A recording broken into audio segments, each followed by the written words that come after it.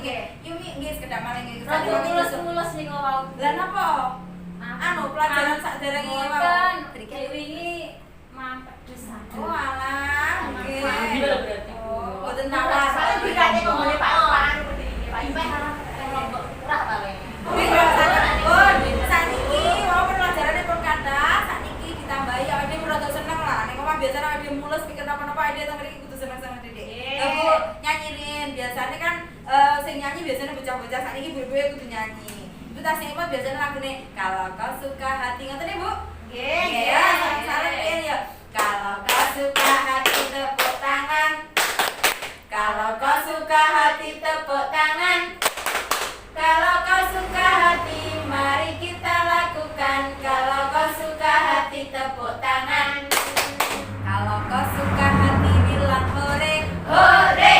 Kalau kau suka hati bilang hore, hore. Kalau kau suka hati mari kita lakukan. Kalau kau suka hati bilang hore, hore. Oke Ibu, matur nuwun sanget. Nah, saiki kita lanjutaken. Kalau kan sampun kita bahas menapa mawon toh gerakan-gerakan yang tak wajar dari tubuh seorang anak ketika lare menika mengalami kekerasan seksual. Nah, kalau kan wonten penjelasan sampunan dideteksi dini, didelok sejak awal apa sih gejala-gejalanya yang tidak wajar. Terus mari ngoten, gerakan fisiknya sing tidak wajar nopo, gerakan psikisnya kayak nopo. Kalau kan sampun dipenjelasaken. Nah, tanda-tanda terjadi kekerasan seksual kalau dilihat dari gerakan-gerakan yang tidak wajar, niki Bu. Biasanya kan lare lek mengalami kekerasan seksual, mereka memang agak keanehan.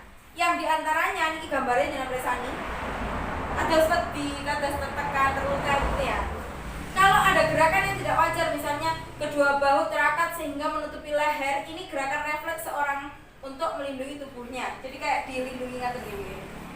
Terus kemudian kepala tertunduk ke dalam, terus dingkluk, ngoten.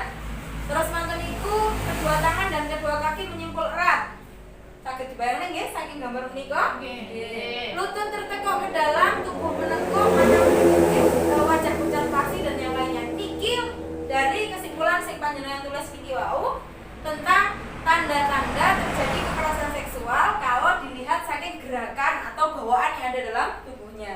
Tanda-tanda kekerasan seksual dilihat dari gejala fisik, menika sakit jika memakai celana dalam dan mengeluh kesulitan atau kesakitan saat BAB atau berak. Kemudian cedera pada buah dada, bokong, perut bagian bawah, paha, sekitar alat kelamin atau dubur. Nah, selanjutnya ingkang selanjutnya tanda atau gejala psikisnya. Jadi psikis niku lek diwasani koyo kejiwaan ngoten nggih. Awake dhewe kan kadang saya psikisnya ora rada kejiwaan ngoten niku.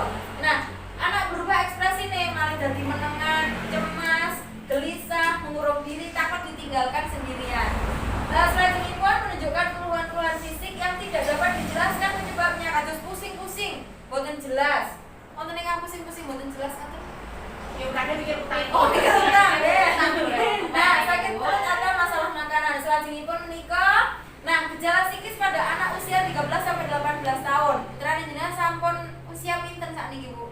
SD ya. TK. Oh, tasik TK.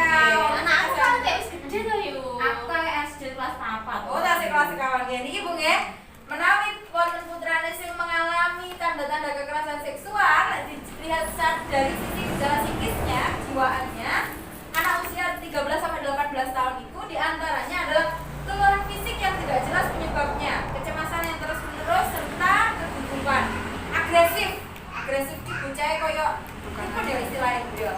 Tukang anu Bu. Tukang anu Bu.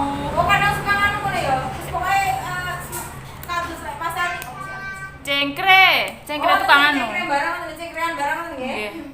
Agresif atau sebaliknya menutup atau menarik diri, curiga terhadap orang lain dan berpikiran pada hal yang buruk akan menimpa mereka lagi. Ada wonten ketakutan tersendiri dari anak itu.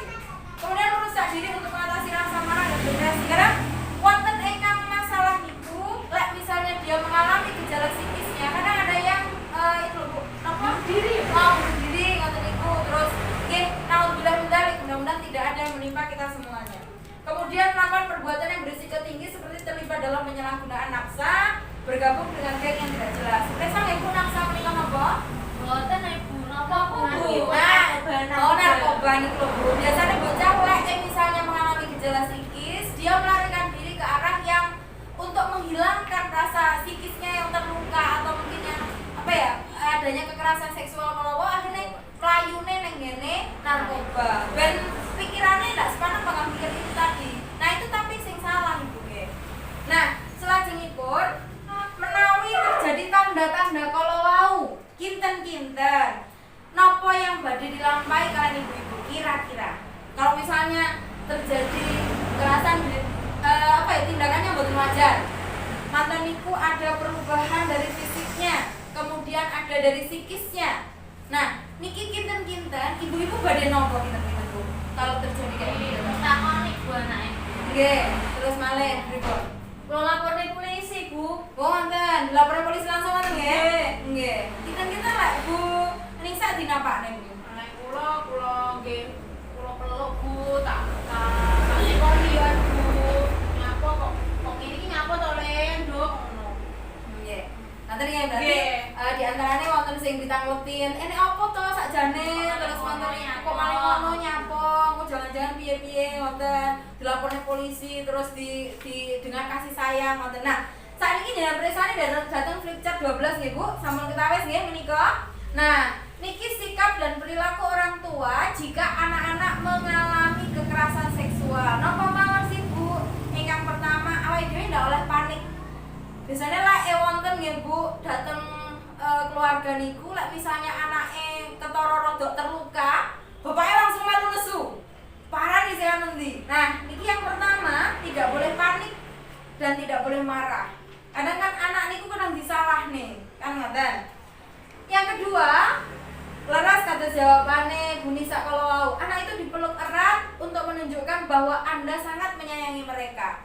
Ayo dhewe iki sayang datang putrane, mantoniku putrane dipeluk, ditenangkan kondisinya. Supaya tidak mengalami ini tadi, supaya tidak parah dengan. Nah, selanjutnya pun sampaikan bahwa tidak ada satu orang pun yang boleh menyakiti mereka dan apapun yang terjadi akan tetap memberikan perlindungan.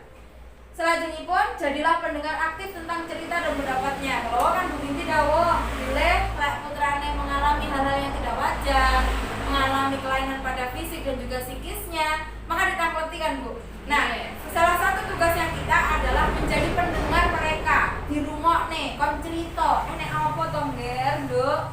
Terus wonten niku, mintalah pertolongan ahli atau lembaga layanan. Kados misalnya dibawa ke psikologi, dibawa ke bidan dan yang lainnya menika, dibawa ke orang-orang yang mungkin mengerti tentang hal-hal tentang psikologis menika. Mangke insyaallah akan ada pertolongan ini. Yang selanjutnya pun dilaporkan ke polisi. Kalau memang sampun parah kondisinya, maka memang harus dilaporkan ke polisi. Tapi jangan langsung dulu, dimulai dari ini dulu.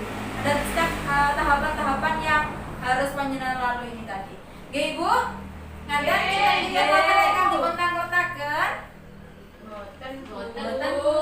Nggih sampun paham nggih? Kita kalau misalnya wonten gejala-gejala ini tadi dalam putra-putra